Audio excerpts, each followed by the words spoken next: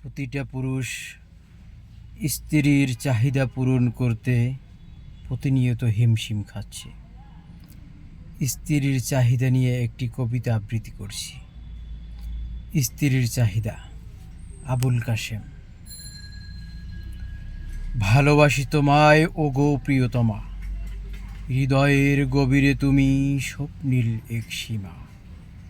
তোমার হাসিতে ভাসে আমার সকল বেলা, তুমি পাশে থাকলে সব আদার হয় মেলা। কিন্তু সাদের জ্বালবো না সাধ্যের বাইরে, তাই তোমার চাওয়াগুলো যেন নাগালের সীমানায়। ছোট ছোট আবদার হয়তো পূরণ হয়, বড় কিছু চাইলে আমি যে বড় অসহায়। জানি তোমারও কষ্ট হয় না পেলে তোমার মনের মতো, তাই তো সংসারে বাদে নিত্যদিনের ক্ষত।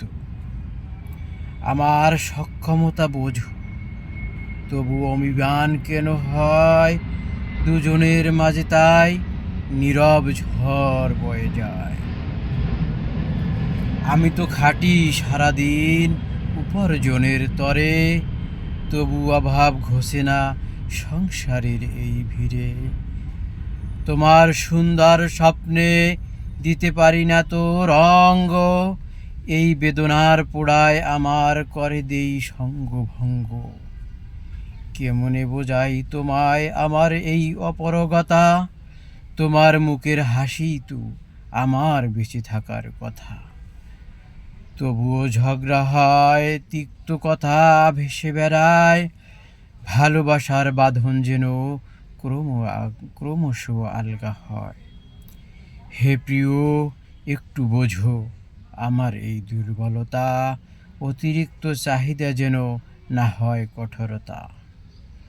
দুজনে হাতে হাত রেখে বাঁচি যেমনে পারি, অশান্তির আগুন যেন পুড়ে না যায় এই প্রেমরুরি। ধন্যবাদ সবাইকে।